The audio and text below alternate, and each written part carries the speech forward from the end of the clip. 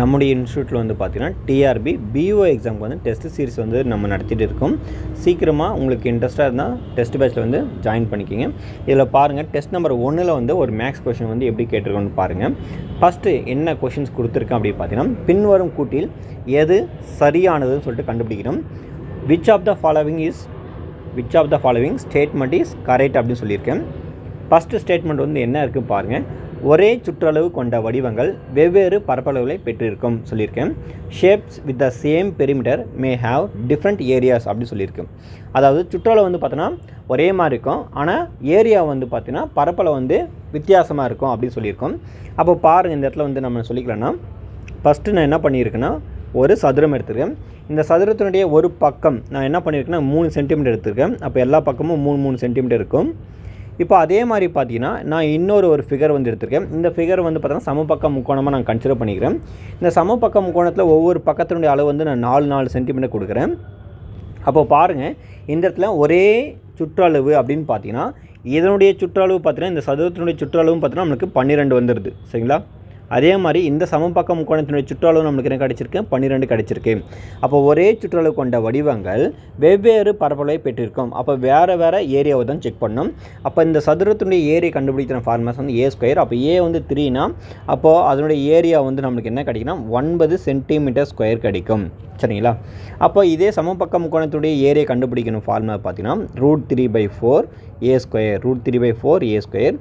இப்போ இந்த √3/4 ஏவுடைய ஆன்சர் வந்து பார்த்தீங்கன்னா நம்மளுக்கு இங்கே 4 கொடுத்துருக்காங்க. அப்போ 4 × 4 போட்டுக்கலாம். அப்போ இந்த இடத்துல வந்து பாருங்கள், இந்த இதுக்கு ஆன்சர் ஆச்சுன்னா அப்போ 4√3. சரிங்களா? 4√3.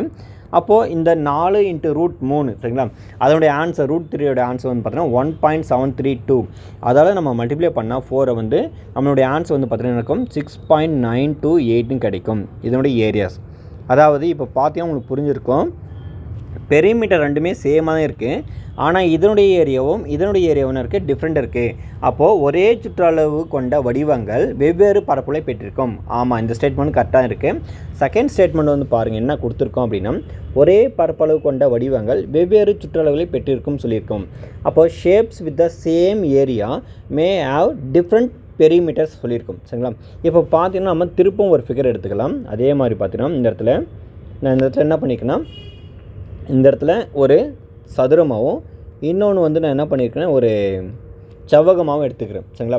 இந்த இடத்துல ஒரே பரப்பளவு சொல்லியிருக்காங்க. அப்போ இந்த இடத்துல வந்து பார்த்தோன்னா 4 இது 4 எடுத்துக்கிறேன். அப்போது இதனுடைய ஏரியா சரிங்களா, இதனுடைய ஏரியா வந்து பார்த்தோன்னா நமக்கு A × A. அப்போ 4 × 4 16 சென்டிமீட்டர்² வரும். 16 சென்டிமீட்டர்² வரும். இப்போது இதனுடைய ஏரியா கண்டுபிடிக்கணும். சரிங்களா? அப்போ இதையும் பார்த்தோன்னா இந்த இடத்துல ஏரியா வந்து பார்த்தோன்னா 16 சென்டிமீட்டர்² கிடச்சிருக்கு. அப்போ இதே மாதிரி சுற்றளவு சேமாக வர மாதிரி நம்ம என்ன பண்ணிக்கணும், அது ஏரியா வந்து சேமாக வர மாதிரி எடுத்துக்கணும். அப்போ சுற்றளவு தான் டிஃப்ரெண்ட்டாக இருக்குன்னு சொல்லியிருக்காங்க. அப்போ இந்த இடத்துல இது 8, இது 2, இது 8, இது 2 எடுத்துக்கிறேன். சரிங்களா? இப்போ இது எடுத்தால் இதனுடைய ஏரியா கண்டுபிடிக்கிற ஃபார்முலாஸ் வந்து L × B. அப்போ L × Bன்னு பார்க்கும்போது 8 × 2 16. அப்போ 16 சென்டிமீட்டர்² கிடச்சிருக்கு.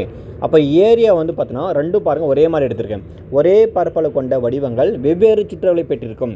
அப்போ இதனுடைய சுற்றளவு வந்து பார்த்தோன்னா எத்தனை இருக்குது? 4 × 4 × 4 மொத்தம் 8 × 8 16 இது வந்திருக்கு. சரிங்களா? ஆனால் இதனுடைய இது பாருங்கள், இங்கே என்ன இருக்குது? 10, இங்கே என்ன 10 இருக்குது 20 சென்டிமீட்டர். அப்போது இந்த ஸ்டேட்மெண்ட்டும் பார்த்தோன்னா கரெக்டாக தான் இருக்குது. ஒரே பரப்பளவு இருந்துச்சுன்னா அது வந்து பார்த்தோன்னா வெவ்வேறு விதமான சுற்றளவுகளை கொடுக்கும்.